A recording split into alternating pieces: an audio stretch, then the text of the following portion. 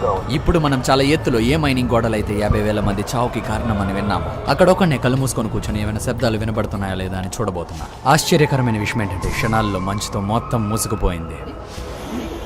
Arrangements complete అయిపోయి ఇప్పుడు నా స్టాఫ్ నన్ను ఇక్కడ ఒక్కడనే వదిలేసి అందరూ కిందకు వెళ్ళిపోయారు. వాళ్ళకి నాకు వాకీ టాకీ ద్వారా మాటలు జరుగుతున్నాయి.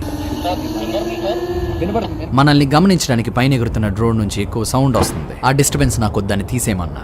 సైన్స్ ప్రకారం కళ్ళకు గంతలు కట్టుకోవడం వల్ల మనసు యొక్క ఏకాగ్రత వినే శబ్దం మీద ఎక్కువ అవుతుంది. చెప్పడం మర్చిపోయా, ఇక్కడ కాలుని ఎక్కువసేపు కింద పెట్టడం అంత మంచిది కాదు. ఎందుకంటే ఇక్కడ చాలా రక్తాన్ని పీల్చే జలగలు ఉన్నాయి. అవి మన మీదకి ఎక్కి కుట్టినట్టు కూడా మనకు తెలియదు.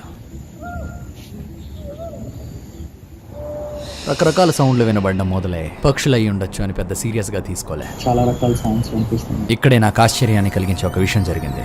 దగ్గరలోనే ఇక్కడ చిన్నపిల్లలు ఏదో పాట పాడుతున్నట్టు వినిపిస్తుంది. ఈ విషయం ఇక్కడ ఎడిటింగ్ లో చూసే